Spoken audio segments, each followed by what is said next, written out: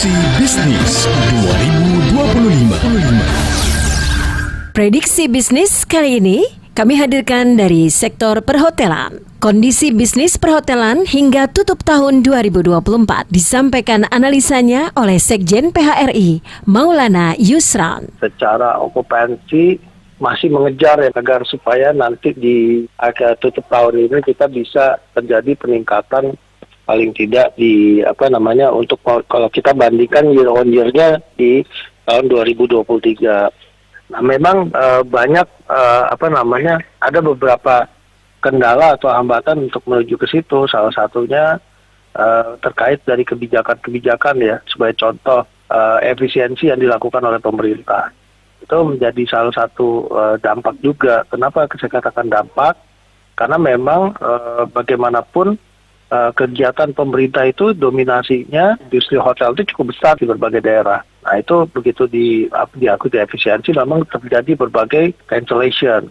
Nah kemudian di sisi lain juga kita melihat kendala-kendala yang lain itu adalah terkait ujungnya di masalah regulasi. Itu juga menjadi salah satu poin bagi industri hotel saat ini karena regulasi yang sekarang itu muncul itu kan utama itu berbiaya mahal. Ada satu kebijakan regulasi, ada satu lagi kebijakan fiskal. Nah itu menjadi tantangan utama sih sebenarnya dari sisi regulasinya ya, kebijakan dari pemerintah itu sendiri. Jadi tadi saya menjawab bagaimana tantangan terhadap pemasaran dan tantangan terhadap industrinya.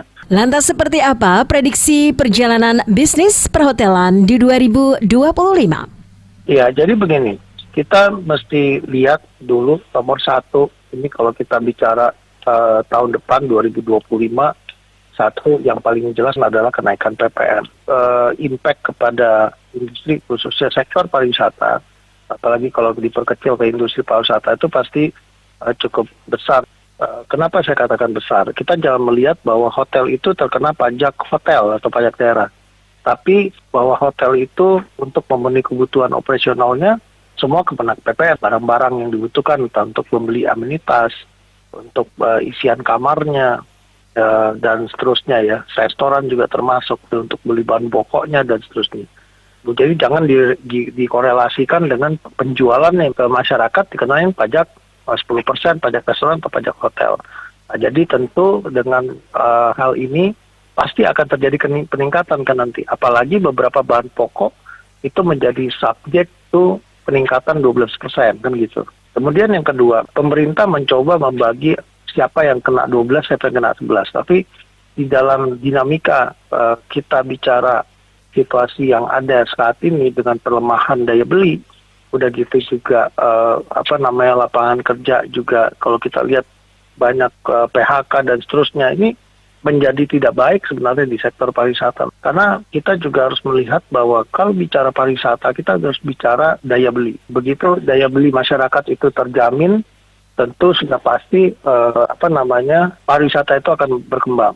Nah, hal-hal ini tentu menjadi tantangan berat di tengah juga pemerintah yang tadi di awal saya sampaikan bahwa selain itu masyarakat sendiri yang sebagai yang melakukan pergerakan, tapi kegiatan pemerintah itu juga akan dilakukan efisiensi pastinya untuk tahun depan, ya kan? Nah, ini juga menjadi tantangan tersendiri karena kita tahu bahwa kegiatan-kegiatan pemerintah itu sebenarnya juga menjadi stimulus bagi daerah. Kalau diperhatikan misalnya pemerintah pusat berkegiatan ke daerah, bagaimana mereka melakukan kegiatan di hotel. Hotel ini kan menyerap berbagai kebutuhan untuk tamunya kan gitu.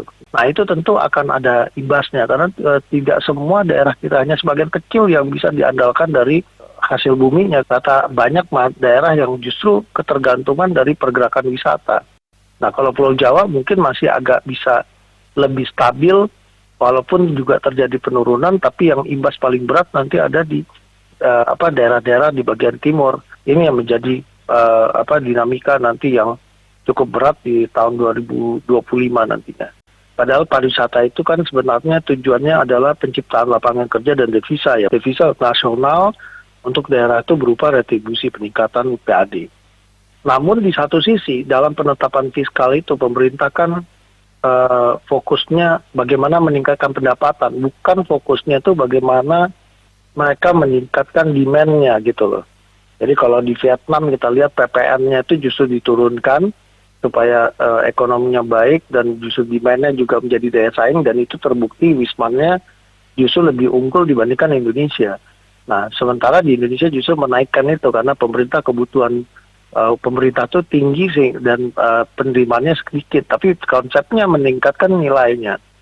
Nah, belum lagi dari kebijakan tadi ya, regulasi ya, termasuk juga upah minimum yang menjadi tantangan tersendiri. Bayangkan tuh DKI Jakarta upah minimum untuk khusus hotel aja dimasukkan kategori sektoral sehingga peningkatannya bisa sampai 9%. Nah, ini kan menjadi satu hal yang cukup bermasalah. Tentu kalau ditanyakan bagaimana nih antisipasinya tahun depan, kita melihat bahwa hotel ini menjadi situasi yang cukup sulit.